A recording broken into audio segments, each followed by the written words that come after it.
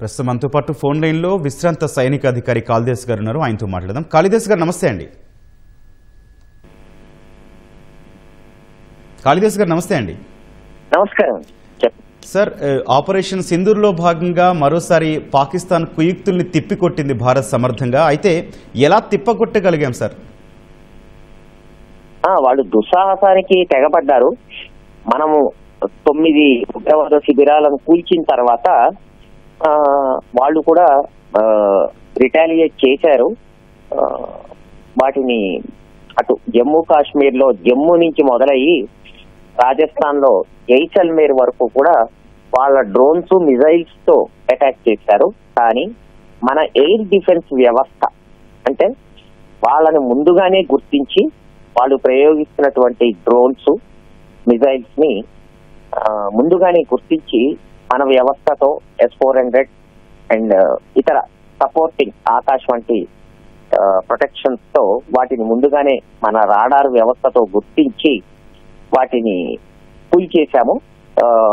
వాళ్ళు ఎటువంటి దాడి అంటే వాళ్ళు ఇంటెన్షన్ గా ఏదైతే లక్ష్యాలని ఛేదించాలని అనుకున్నారో వాళ్ళ డ్రోన్స్ మిజైల్స్ అన్ని నిర్వీర్యమయ్యాయి. రక్షణ శాఖ తెలిపిన ప్రకారము 9 మిజైల్స్ ని అడ్డుకున్నాము. చాలా వరకు డ్రోన్స్, ముఖ్యంగా చైనా సప్లై డ్రోన్స్ అండి ఇవి, మన ఎయిర్ డిఫెన్స్ ముందు, మన ఆయుధ వ్యవస్థ ముందు అవి తేలిపోయాయి. సో చాలా అవలీలగా చేసేసాము.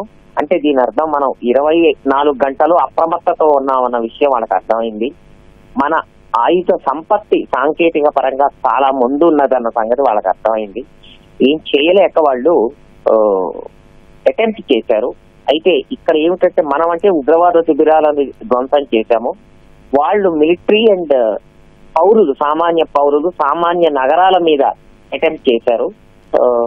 ముఖ్యంగా ఆర్మీ కంటోన్మెంట్స్ ఉన్న ఏరియాలో వాళ్ళు ఒక ప్రయత్నం చేశారు.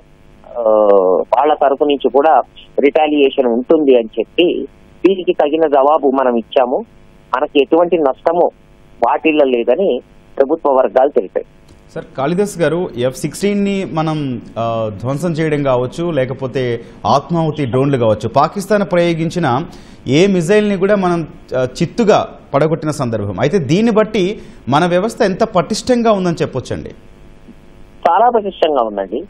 ఎందుకంటే ఎప్పుడైతే డ్రోన్స్ గుర్తించి కొట్టడం అన్నది సాంకేతిక పరంగా గొప్ప ఛాలెంజ్ అండి. ఎందుకంటే రాడార్ వ్యవస్థలో తక్కువ ఎత్తులో నిశ్శబ్దంగా ఎగిరి రాడార్ క్రాస్ సెక్షన్ అంటారు. డ్రోన్స్ చాలా చిన్నగా ఉంటాయి.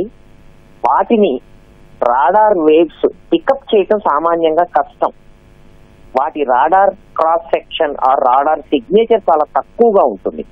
అయినా సరే ప్రతి డ్రోన్ ని మనం గుర్తించగలిగాము. ఇది ఫస్ట్ పాయింట్. మిజైల్ కి వస్తే అది విపరీతమైన స్పీడ్ తో వస్తాయి మిజైల్స్. అయితే వీళ్ళు ఎటువంటి మిజైల్ ఉపయోగించారు, ఎలాస్టిక్ మిజైలా లేక క్రూజ్ మిజైలా, ఈ టెక్నికల్ అంశాలు తెలియవు.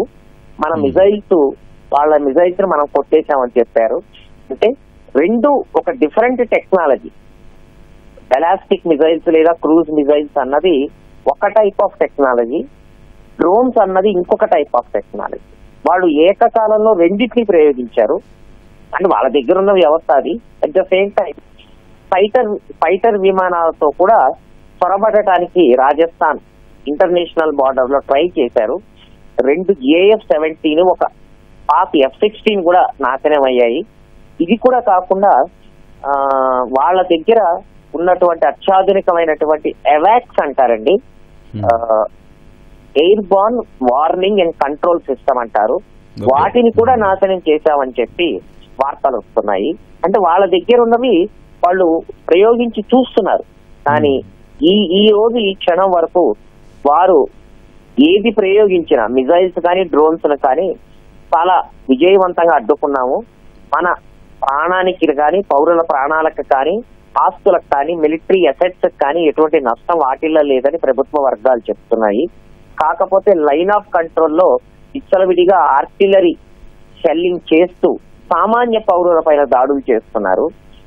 ఒకవేళ యుద్ధం అంటూ మొదలైతే వాళ్ళ లెక్క ప్రకారం కూడా మిలిటరీ అండ్ మిగతా వాళ్ళ మీద చేయాలి, కానీ సామాన్య పౌరుల మీద చేయటం అన్నది చాలా తీవ్రంగా ఖండించాలి. దీన్ని ఎలా చూడాలంటారండి కానీ వాళ్ళ కాళిదాస్ కాలేదు. గారు? మనం అత్యంత ఖచ్చితత్వంతో పాక్లోని ఉగ్ర స్థావరాలని ధ్వంసం చేస్తే అటు పాకిస్తాన్ మాత్రం తనకున్న ఆయుధ సంపత్తితో పౌరుల నివాసాలని లక్ష్యం చేసుకోవడం కానీ లేకపోతే భారత్లో కొన్ని కీలక ప్రదేశాలను లక్ష్యం చేసుకోవడాన్ని ఎట్లా చూడాలంటారు? వాళ్ళకి దే ఆర్ డెస్పరేట్ అండి. వాళ్ళు ఏం చేయాలో వాళ్ళకి తెలియట్లా. ఉగ్రవాద శిబిరాలని మొదటి రోజు చూసుకుంటే ఆపరేషన్ సింధూర్ లో మనం చెప్పాం, మనం చాలా ప్రిసైజ్ అంటే చాలా సునిశ్చితంగా కేవలము ఉగ్రవాద శిబిరాలను ఐడెంటిఫై చేసి ఖచ్చితమైనటువంటి ఇంటెలిజెన్స్ తో ఆ ఉగ్రవాద శిబిరాలను నేల మట్టపుట్టి చేశాం. ఇంకా చాలా ఉన్నాయి కూడా. మరి తిరిగి దాడులు చేయాలంటే వాళ్ళు దేని దాడులు చేయాలి? మన దగ్గర ఉగ్రవాద శిబిరాలు లేవు కనుక వాళ్ళని వాళ్ళు సమర్థించుకోవటానికి ఇంకా వేరే ఆప్షన్ లేక మిలిటరీ టార్గెట్స్ లేదా ఏమాత్రం దొరికినా సామాన్యమైనటువంటి సిటీస్ వాటి మీద యుద్ధ తంత్రాన్ని వాళ్ళకున్న యుద్ధ వ్యవస్థని ప్రయోగించడానికి అటెంప్ట్ చేశారు. కానీ చిత్తుగా ఫ్లాప్ అయ్యారు. అంతకన్నా ఆప్షన్ లేదు వాళ్ళ దగ్గర. రెండే ఆప్షన్స్ ఉన్నాయి.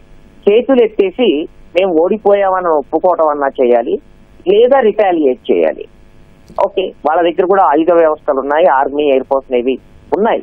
కానీ మనతో పోలిస్తే దీటైనవి లేవు. సో వాటి సహాయంతో అటాక్ చేయాలి అంటే ఇక్కడ ఏమున్నాయి?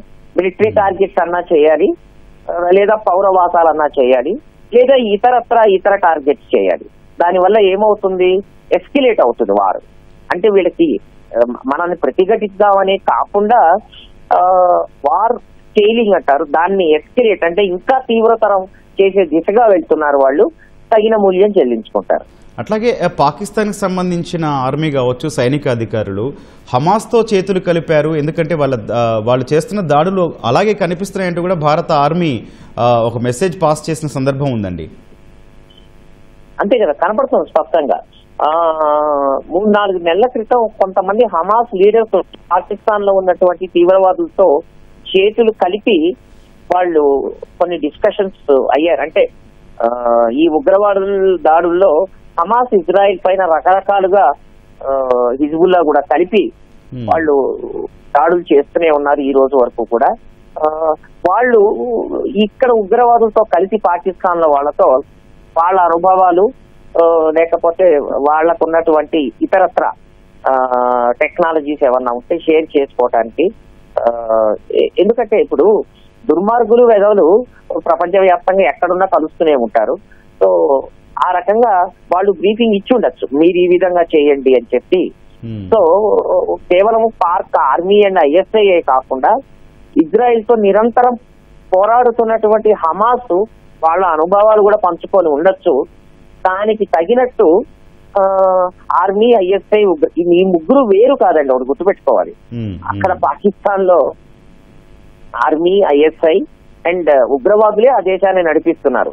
ప్రభుత్వాలు అన్నవి చాలా కీలు బొమ్మలు, అవి అసలు ఉన్నా లేనట్టే. అవి ఈ ముగ్గురే మొత్తం నడిపిస్తుంటారు.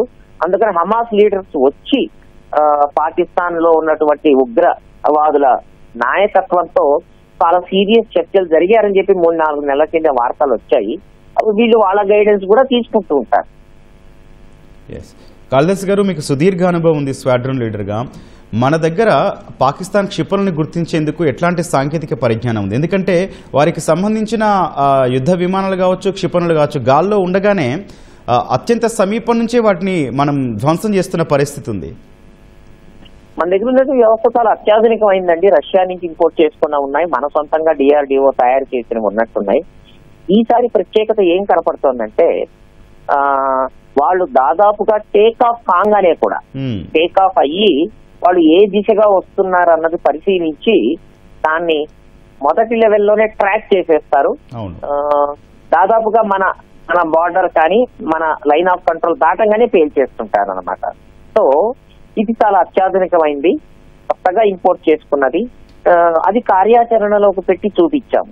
ఎందుకంటే డ్రోన్స్ ని గుర్తించి కూల్చేయటం అన్నది కొంచెం కష్టతరమైంది, అత్యాధునికమైందిను మంచి అభ్యాసం కూడా ఉండాలి. కేవలము ఆధునికమైనటువంటి ఆయుధ వ్యవస్థ ఉంటే కాదండి, దాన్ని ప్రయోగించే నైపుణ్యము, అప్రమత్తత ఉండాలి. సో అది కూడా పొద్దున పూట రెగ్యులర్ టైమింగ్స్ లో అయితే అవన్నీ కనపడతాయి. కానీ రాత్రిపూట వస్తున్న వాటి ఈ మిజైల్స్ కానివ్వండి, డ్రోన్స్ కానివ్వండి ఎదుర్కోవటం చాలా గొప్ప విషయము. అందులోనూ ఆ క్రిటికల్ మూమెంట్ లో, ఎందుకంటే ఒక 10-15 నిమిషాలు తేడా వచ్చేసినా కూడా అవి లోపలికి దూసుకొచ్చి బాంబులు ప్రయోగించేస్తాయి. లేదా ఆత్మాహుతి డ్రోన్స్ అంటారు, అవి ప్రత్యేకంగా మిజైల్స్ బాంబులు ప్రయోగించి వెనక్కి వెళ్ళవు, అవి చాలా కాస్ట్లీ అవుతాయి. ఇవి చాలా తక్కువ కాస్ట్ లోనే ఉంటాయి, కానీ ఎఫెక్టివ్ గా ఉంటాయి. నేరుగా టార్గెట్స్ మీద దూసుకెళ్లి అవి అస్త్ర బాంబులు పేలిపోతాయి అన్నమాట. సో వాటిని ఏమాత్రం అప్రమత్తతగా ఉన్నా కూడా అవి ఏదో ఒక విధ్వంసాన్ని సృష్టిస్తాయి. కానీ ప్రతి డ్రోన్ ని ప్రతి క్షిపణిని, ముఖ్యంగా క్షిపణి చాలా వేగంగా వచ్చేస్తుంది. అంటే డ్రోన్ చాలా నెమ్మదిగా కదులుతూ వస్తుంది, రాడార్కి అదొక ఛాలెంజ్. క్షిపణులు చాలా తీవ్రమైన వేగంతో వస్తాయి, సూపర్ సానిక్ స్పీడ్ తో కూడా వస్తాయి. వాటిని ఎదుర్కోవటం ఇంకొక ఛాలెంజ్. ఏకకాలంలో రెండిటిని సమన్వయపరుస్తూ మన ఎయిర్ డిఫెన్స్, అంటే ముందు మన రాడార్ వ్యవస్థ, దాని తర్వాత వాటిని కూల్చేసేటువంటి భూమి నుంచి ఆకాశంలోకి ప్రయోగించే శామ్స్ అంటారండి, సర్ఫేస్ టు ఎయిర్ మిజైల్స్, వాటిని ఎంతో సమర్థవంతంగా మనం చేయగలిగాము. సో ఈ రోజు భారతదేశం యొక్క ఆయుధ వ్యవస్థ గొప్పతనము, దానిని అంతకన్నా విజయవంతంగా ప్రయోగించినటువంటి భారత వాయుసేన, భారత ఆర్మీ యొక్క ప్రతిభ, సామర్థ్యము, గొప్పతనం బయటపడ్డది. కాళిదాస్ గారు, అట్లాగే క్షిపణులతో పోల్చి చూస్తే డ్రోన్లు చాలా చిన్నవిగా ఉంటాయి పరిమాణంలో. అయితే దాడి కంటే ముందే మనం వాటిని ఎట్లా పసిగట్టి కూల్చగలుగుతున్నామండి? అంటే మన ఎయిర్ డిఫెన్స్ లో ఉన్నటువంటి రాడార్ వ్యవస్థతో అది చాలా పాజిబుల్ అన్నమాట. చాలా సుదూర కిలోమీటర్ల, 100 కిలోమీటర్ల దూరంగానే చూస్తాయి. లెక్క ప్రకారం ఎక్కడైతే మన వైపు దూసుకొస్తున్నాయి వాటి టార్గెట్ ఏమిటి. అయితే ఇప్పుడు ఈ డ్రోన్స్ లో కూడా స్వామ్ డ్రోన్స్ అని ఉంటాయండి. ఒకేసారి 1, 2, 3 కాకుండా ఒక 40, 50, 60 చేస్తే కూడా 1, 2, 1, 6 డ్రోన్స్ లోపలికి రావచ్చు. కానీ మాక్సిమం వాటిని ఎంగేజ్ చేసేటానికి ఉన్నటువంటి అధునాతకమైనటువంటి వ్యవస్థ మన దగ్గర ఉన్నది. అది ఈ రోజున ఒక నిజమైన యుద్ధంలో ప్రూవ్ అయింది. ఆ సంగతి పాకిస్తాన్ కూడా బాగా అర్థమై ఉంటుంది. 2 అటాక్స్ చేశారు వాళ్ళు, డ్రోన్స్ తోను, మిజైల్స్ తోను. నిన్నేమో జమ్మూ కాశ్మీర్ లో మొదలయ్యి జైసల్మేర్ వరకు అటెంప్ట్ చేశారు. ఆ తర్వాత మనం లాహోర్ అండ్ సయాల్కోట్ ఎయిర్ డిఫెన్స్ వ్యవస్థని, వాళ్ళ ఎయిర్ డిఫెన్స్ వ్యవస్థను నాశనం చేశాము. అంటే ఈ రోజు ఈ క్షణాన వాళ్ళ ఎయిర్ డిఫెన్స్ వ్యవస్థ మన ముందు తేలిపోయింది. వాళ్ళు అటాక్ చేసిన దాని మీద మన ఎయిర్ డిఫెన్స్ వ్యవస్థ చాలా గొప్పగా పై చేయి సాధించింది. సో ఇది యాజ్ ఆన్ టుడే సిచ్యువేషన్. అట్లాగే అండి, ఇప్పటివరకు కేవలం వాయుసేన సన్నద్ధత మాత్రమే మనం చూసాం, వాయుసేన విజయం మాత్రమే చూసాం. ఇంకా పూర్తి స్థాయిలో నావికాదళం రంగంలోకి దిగలేదు. అయితే దీని వెనక మన వాళ్ళ వ్యూహం ఏమై ఉంటుందని, ఎందుకంటే కరాచీ పోర్టును స్వాధీనం చేసుకుంటారు, లేకపోతే దాని మీద దాడి చేస్తారు అనే వార్తలు కూడా వస్తున్నాయి కదా. రకరకాలు ఉంటాయండి. ఇప్పుడు దేనికైనా ఒక ఆబ్జెక్టివ్ ఉంటుంది, మనం ఎలా ప్రోగ్రెస్ కావాలి అన్నది. ఒక్కొక్క యాక్షన్ మన తరఫు నుంచి అవుతున్న కొద్దీ వాళ్ళ తరఫు నుంచి కూడా అవుతుంది. ఈ రోజు వాళ్ళు మిలిటరీ అండ్ పౌర నివాసాలను పైన దాడి చేయడానికి ప్రయత్నించారు. మనం మొన్నటి వరకు కేవలము ఉగ్రవాద శిబిరాల మీద మాత్రమే అటెంప్ట్ చేశాము. కానీ వాళ్ళు ఈ ప్రస్తుత ఉద్రిక్త వాతావరణాన్ని వేరే దిశలోకి తీసుకువెళ్లి పరిపూర్ణమైన యుద్ధంగా మార్చడానికి దుస్సాహసం చేశారు. దానికి తగినట్టు త్రివిధ దళాలు చాలా సన్నద్ధతలు ఉన్నాయి. భారత నాయకత్వం ఏదైతే అనుకుంటుందో దానికి తగినట్టు మిలిటరీ స్పందిస్తుంది. ఒక్కొక్క ఆబ్జెక్టివ్ ఉంటుంది, ఎక్కడ హడావిడి పడాల్సిన అవసరం ఉండదండి. ఏ రోజున మనము ఎట్లా సాధించాము అన్నది ఎప్పటికప్పుడు భారత వర్గాలు తగిన బ్రీఫింగ్ ఇస్తున్నాయి. అయితే మీడియాలో కానివ్వండి, ఇతర ప్రజలు ఉత్సుకతతో ఎక్కువ ఉంటారు, వాటి హడావిడి ఎక్కువ ఉంటుంది. కానీ ఏం చేయాలి, ఎట్లా చేస్తే శత్రు దేశము కాళ్ళబేరానికి వస్తుంది, తలవంచుకుంటుంది అన్నది దేశ నాయకత్వానికి తెలుసు. దానిని ఖచ్చితంగా అద్భుతంగా భారత మిలిటరీ వ్యవస్థ, అంటే army, air force and navy కలిసికట్టుగా శత్రు దేశం మూతిపళ్ళు రాలిపోయేటట్టు సమాధానం ఇస్తాయి. మనం వేచి చూడొచ్చు. కాళిదాస్ గారు, ఇంకా పూర్తి స్థాయిలో ఆ పాకిస్తాన్కి దెబ్బ తగిలినా కూడా ఆ నొప్పి బయటికి తెలవకుండా జాగ్రత్త పడుతుంది. అయితే ఇంత దెబ్బతిన్న తర్వాత అయినా పాక్ వైఖరిలో మార్పు వస్తుందంటారండి? ఏమాత్రం రాదండి వాళ్ళ వైఖరిలో. ఎందుకంటే వాళ్ళు నిలువెల్లా విషయంతో భారతదేశం అంటే శత్రు దేశము, ఆగల్ప శత్రు అన్న చాలా అన్ఫార్చునేట్ దృక్పథంలో ఉన్నారు వాళ్ళు, వాళ్ళ ప్రజలు చాలా మంది. వాళ్ళు మన ఆయుధ వ్యవస్థ, మన మిలిటరీ దెబ్బకి, చావు దెబ్బ తిని తాళ్ల బేరానికి వచ్చే పరిస్థితి వస్తుంది. వాళ్ళు ఆ దిశగానే మూర్ఖంగా వెళ్తున్నారు, తగిన మూల్యం చెల్లించుకుంటారు. సార్, అలాగేనండి, ఈ ఆపరేషన్ సింధూర్ ప్రారంభమైనప్పటి నుంచి ఉగ్ర స్థావరాలని కానీ ఉగ్రవాదులను లక్ష్యంగా చేసుకుని ఏరిపారేస్తున్న సమయంలో చనిపోయిన ఉగ్రవాదుల మీద పాకిస్తాన్ వారి జాతీయ పతాకం కప్పడం కావచ్చు, లేదా ఆ పాకిస్తాన్ ఆర్మీకి సంబంధించిన నాయకులు నివాళులు అర్పించడం కావచ్చు, దీన్ని ప్రపంచ దేశాలు ఎట్లా చూస్తున్నాయండి? ప్రపంచ దేశాల ముందు చాలా సిగ్గుగా వాళ్ళు తలవంచుకోవాల్సిన పరిస్థితి వస్తుందండి. కానీ వాళ్ళు అటువంటివి ఏమీ, ఒక నిబంధనలు కానీ, ఒక పద్ధతి కానీ, ఒక ప్రోటోకాల్ కానీ పాటించే ఒక మర్యాదకరమైనటువంటి దేశం కాదు. అక్కడ ఉగ్రవాదుల్ని సైనిక లాంఛనాలతో అదేదో దేశం కోసం ప్రాణాలు వదిలిన వాళ్ళలాగా వాళ్ళు చేయటం అన్నది, వాళ్ళు ఎంత సిగ్గు ఎగ్గు లేనటువంటి నీచమైన జాతి దేశం అని అర్థం అవుతోంది. అలా గనక చెయ్యకపోతే వాళ్ళకున్న సమస్య ఏంటంటే, వాళ్ళ పెంచి పోషిస్తున్నటువంటి పాముకి, ఇంట్లో పాలు పోసి పెంచి పోషిస్తున్నటువంటి పాములు వాళ్ళ మీదే తిరగబడతారు. అందుకని అక్కడ దేశ ప్రజలకు కానీ వాళ్ళకి కానీ సమాధానం చెప్పుకోలేని పరిస్థితి. వాళ్ళందరూ ఏదో దేశానికి చాలా గొప్ప త్యాగం చేసినటువంటి వాళ్ళుగా బిల్డప్ ఇచ్చి వాళ్ళకి అటువంటి మర్యాదలు చేయటం అన్నది చాలా సిగ్గులేని విషయం. అది ప్రపంచం అంతటికీ తెలుసు. వాళ్ళ పరువు వాళ్లే తీసుకుంటున్నారు, కానీ అది గుర్తించే స్థితిలో లేరు, చాలా మూర్ఖత్వంతో ఉన్నారు.